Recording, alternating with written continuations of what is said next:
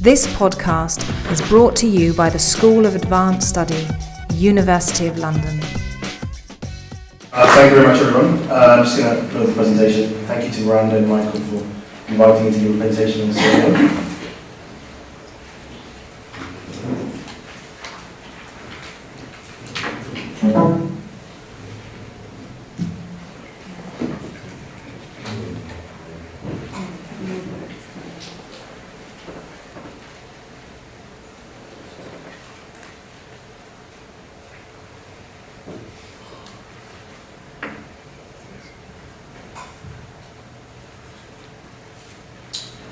Right.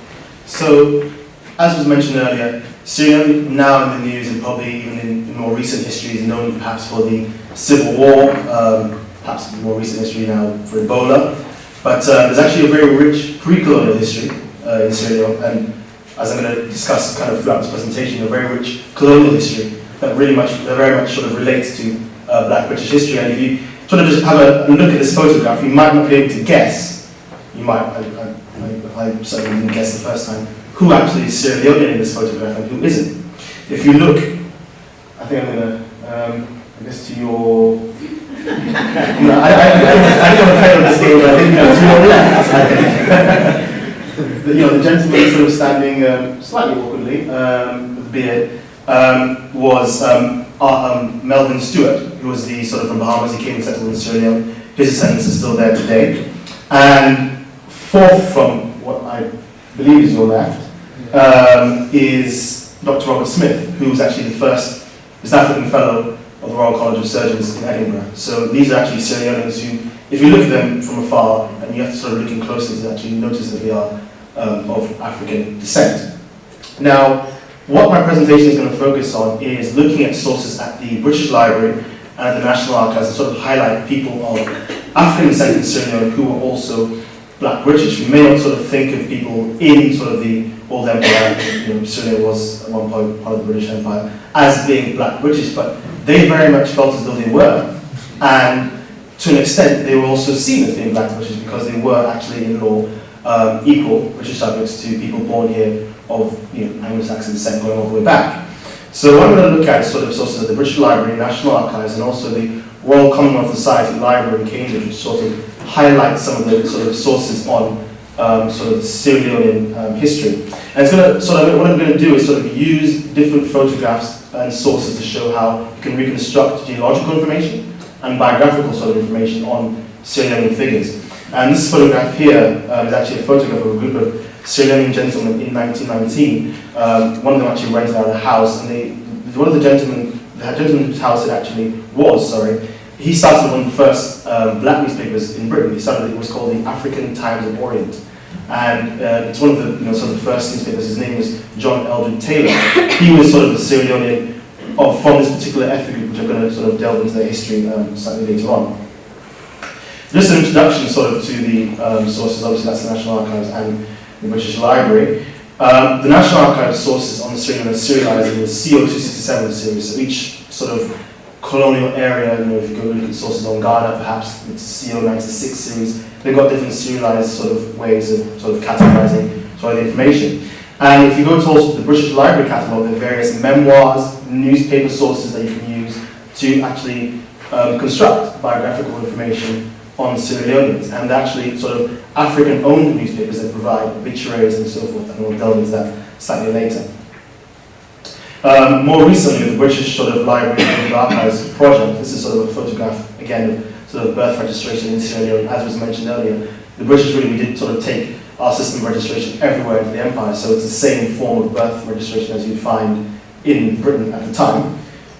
This is something that's sort of come about as a result of the British Library Endangered Archives project. They've sort of gone to Sierra Leone and through a grant have been able to digitize some of these records, so they are available online, the birth and death records, which date from as early as 1857 to 1892 and onwards, and that's sort of some of the records they've digitized. Now, so I'm going to give you a background to my presentation in terms of the title. The title was obviously Black Englishmen, Sierra Leoneans in the Archives, but I mentioned that Sierra Leone has a very rich pre-colonial history and has a very rich colonial history. The focus I'm sort of on is the colonial history, because during the colonial history of Sierra Leone, we had the colonization movement. Sort of black people after the American Revolutionary War, African Americans, was taken some to Nova Scotia, some were taken to Britain, and they actually formed a large part of the communities here. We heard earlier in one of the presentations about sort of blacks in Australia. Well, some of the blacks who went from the American Revolutionary War off plantations and were taken to Britain, there were some of the convicts or people who were taken to Australia later on, so there's all this sort of interlinks. And some of them were taken to Sierra Leone in 1787. They formed a colony there, and that colony failed. It was more commonly known as the Province of Freedom. But in 1792, a second colony was established, and that colony was established in Freetown, Sierra Leone, which today remains the capital of Sierra Leone. Got a very distinctive architecture, very similar to sort of colonial North American architecture, colonial architecture in the Caribbean as well. And sort of this group of African Americans were later on joined by Maroons from sort of Jamaica, Torontown, the Leeward Maroons community. They were joined by lots of slaves, thousands of slaves liberated off slave ships. After the British outlawed slavery, people didn't stop trying to sell slaves, and so the West African Squadron dropped off slaves from these slave ships into Freetown, and they passed through the King's Yard and were given British names. And many other immigrants, sort of free blacks from the Caribbean and also from America, settled in Sierra Leone during the 19th century. So that's sort of, when I talk about black Englishmen, I'm referring specifically to this group of various slave descendants in Sierra Leone who were brought there, who coalesced into an ethnic group known as the Sierra Leone Creoles. Sometimes it's spelled K-R-A-O-S in a more African way. It's also spelled C-R-E-O-E-L-S, similar to how it's spelled in the Caribbean and also in America. Now, there's a lot of archival material on them because of the fact that if Sierra Leone was a former British colony, I'm not going to sort of rehash this stuff, but just some of the sources that are available are census records, dating from as early as 1802. We've got immigration lists for the original black poor, they were called in Britain, who was actually taken from, I believe it was Plymouth, and was sent to Sierra Leone in 1787. We've got photographs in the archives. There's actually, in the National Archives, they have certain photographs of different colonies that you can go and view. The first photograph I showed you of Sierra Leoneans in the civil service in 1885 was actually a photograph taken from the National Archives. And there are also, of course, colonial maps that you can also use as well for research. And this photograph is actually a photograph of Sir Ernest Samuel Beer-Cobbetts. He was a Creole figure, one of the early West Africans to be united during the 20th century, a prominent lawyer, he spent a lot of time in Britain, and his descendants are found here today.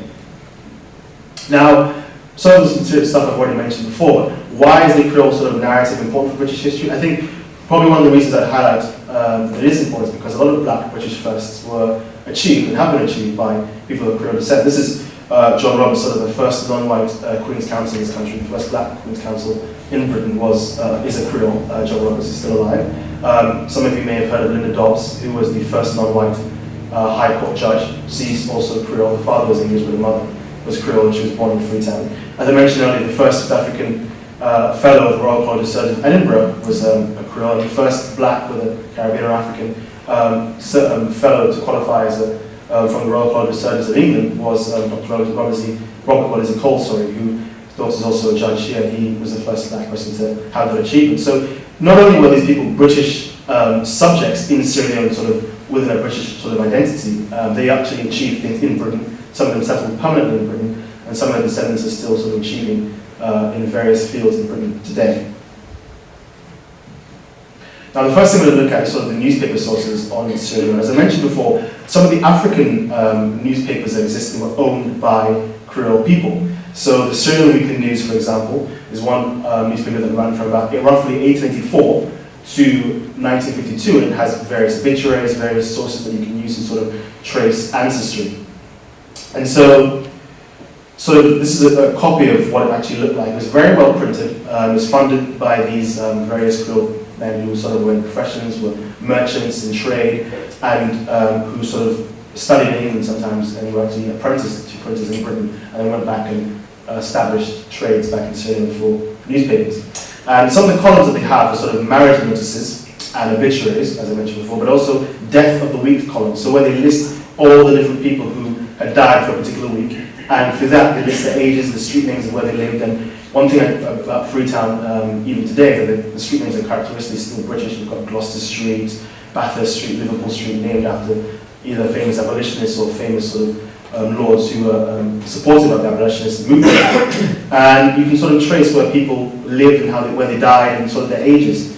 So just to give an example of that, we've got here, this is Hannah Hannelberg. She's still got descendants today here and also in Sierra Leone. She was born actually to a Jewish father who was related to Nathaniel Isaacs. He was an English Jew from Canterbury who actually, the picture that's quite famous of the Shaka Zulu, who was a famous warrior in South Africa, he actually was the one who drew that original sketch. He was a very famous explorer, travelled all sort of across West Africa and also Southern Africa, and he was her relative of her father. And what we find from her picture is the fact that she was born roughly about 1849. She died of a stroke at 4 a.m. 18th October in a residence in Circular Road, which is in the main thoroughway of Freetown, Sierra Leone. And it also mentioned that her funeral service and that she had converted to being Catholic. Many of the people who did settle in Sierra Leone were of Protestant inclinations, and she happened to be a Roman Catholic, which is quite unique. And that's something which, again, looking at this information, you can actually trace back and figure out dates, look at other sources to be able to track down baptisms and other records as well. And of course, the other sources I mentioned before, sort of the immigration list, I'm not going to sort of rehash those for too long, just because of time, but you can sort of use those to actually look at the early settlers to Sierra Leone, those early African Americans who did settle in Nova Scotia and Sierra Leone, and in Britain were British subjects as well. They were also given British citizenship after taking the British side in the American Revolutionary War. And you can sort of use these records to actually track back and see where they came from in different states. So I'm going to just quickly get on to Boston King. He was born a slave in Charleston, South Carolina. He's listed in one of the previous sources, I'll probably just quickly go back to that one, is Carlton's Book of Negroes. It's actually now a famous mini-series. This is actually found in Kew, and it lists and records all the blacks in the American Revolutionary War who were taken to Nova Scotia. It lists their ages, the people they were enslaved to. It lists about 3,000 African Americans from Virginia, South Carolina, all different kind of places. And some of these blacks were actually resettled in the Bahamas and other places, so the diaspora really extends quite far. And even some went to Germany. It lists all of them, their names, their age, what they look like, the descriptions of them. You see sort of descriptions like a fat wench or a sort of a slim fellow. You get these sort of quite horrific descriptions of people, and that's sort of a good sort of source for being able to track down ancestors even today. So going back to Boston King, he was born in South Carolina. He came to Britain after being resettled in Sierra Leone in 1792 with the second contingent of blacks. And he came and wrote his memoirs for the Methodist magazine in Britain. And that's actually probably one of the early 18th century African American narratives, which, funny enough, is not written in America, it was written here in Britain. So what we have is people, you can actually track through the different records, whether the British Library and at the National Archives, is you can track ages and dates of where people were born, slaves were taken obviously to Sierra Leone, and you can also, by looking into the sources of the British Library, be able to read their memoirs in magazines such as the Methodist magazine. He died in Sierra Leone in 1802, which is also taken from another census record, which we'll get to later on. That's just an example of some of the passenger lists, quickly. And this is another sort of immigrant from London who actually settled with the original contingent in 1787. I hope I haven't lost you guys, but as I mentioned before, there's two contingents. The first one came from England in 1787 and went to Sierra Leone. They failed in their efforts, unfortunately. And there's a second contingent taken from the same group of African Americans from the Revolutionary War who came from Nova Scotia and were taken to Sierra Leone in 1792. This is one of the ones from the contingent in Britain. And this is actually a contemporary photograph at the time showing the black poor going into their settlement in Sierra Leone. Sort of kind of gives you an idea of the poverty and hardship that some of the black people in London who came following the American Revolutionary War suffered. They were quite poor, and they were quite happy, some of them, to go to Sierra Leone. So he was one who travelled in 1777 from ran away from Arizona. He travelled to Britain in 1779. How he got there, probably maybe he was serving in the Navy during the war. He made a claim before the Lawyers' Commission, which failed. At that time, they felt as though they won their slavery, or gotten their freedom, through the war. They didn't need to get any land or any money. And he travelled with wife and child above the Vernon to Sierra Leone in 1787. So that's listed in one passage just earlier. Many of these men married local Englishwomen. The narrative in Sierra Leone was sort of corrupted because someone said in a contemporary account that they were prostitutes, because I think they didn't want to believe that this sort of thing was going on in interracial relationships at the time. And they went with their white wives to Sierra Leone and settled there and had families. He was actually elected as the chief in command of the Sierra Leone colony in 1787, and unfortunately died later on. He was actually one of the first governors of Sierra Leone, and that's something which has been lost in the history today. This is again one of the other sources, a list of Birchtown blacks who gave their names in Sierra Leone. They list age, place of birth of some of the black settlers who went to Nova Scotia. Particularly important again, outline some of the biographical details. You can use it to compile research, whether it's genealogy, whether it's biographical information on these sort of blacks who still have descendants also in Canada as well, and it gives you sort of important information about them. Now, looking at Abraham Hazley, he's one of the blacks who went to Nova Scotia, was born in 1754 in Charlestown, South Carolina, was settled in Birchtown. Birchtown at that time was a town in Shelburne County, Nova Scotia. It was actually the largest settlement of free blacks outside Africa in 1784. I mean, this is a very sort of unique experience to have so many free blacks at a time when the slave trade was still going on, it wasn't illegal. And he was settled in Sierra Leone after the war. His daughter Phyllis Hazley was actually educated as a missionary in Clapham. That's where some of the, because there was of course this sect, there was the Clapham sect, William Wilberforce, Henry Thornton, and other citizens who sort of helped establish the colony of Sierra Leone. They were willing to educate some of the children of these settlers who came to Sierra Leone. And his daughter, one of them, was actually educated. His son was educated as a printer in England. I mentioned before that some of these people came to England to learn the printing trade, and he certainly was one of them. And that's one of the photograph is one of his descendants, his actual great-grandson today. So we've gone over sort of the census records. I'm going to skip over some of this and come over to probate records. Now, among the other records that are available from the National Archives are sort of probate records. So what we've got is wills of people who were in Sierra Leone and traded extensively in Britain during the early 19th century. Because again, I mentioned before that later on the Jamaican Maroons were resettled after the Second Maroon War in Jamaica in Sierra Leone via Nova Scotia, and they were quite successful at trade. So you had people like, for instance, I'll go to him now, Joseph Green Spilsbury. His father was an English surgeon related to quite a famous neurologist here in England, and he actually was a very successful trader, traded in Britain, into Britain quite often, had quite influential friends in Britain at the time, which is probably not what you would expect of Sierra Leone or during the time of slavery to have, people who were sort of travelling back and forth freely between England, sometimes going even as far as America, to trade and engage in business transactions. He was one of them, and he set up a will in England, which you can still get a copy of in the National Archives, where he set up a trust fund for his legitimate daughter, and he left some funds for his outside children, which was quite common at the time. A second probate record is that of Stephen Gavin. He actually was not born in Sierra Leone. Joseph Queen Spilsbury was. He was a second generation sort of Maroon. Stephen Gavin was born of mixed race origins in St. Elizabeth Parish, Jamaica. He was among the original Maroons who came to Sierra Leone in 1800 aboard a ship called Asia. And he was a very wealthy merchant, amassed a significant amount of money, property.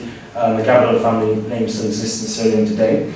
Visited England on many occasions, had many influential friends, and he left property in his will to his son and also to other outside children. And so you see these wills are still available at the National Archives and can be used to track down sort of other relationships with other families, whether it be in Britain or in Sierra Leone, because some of the descendants had settled permanently in Britain, and they're quite useful because again, the descendants are here in Britain today.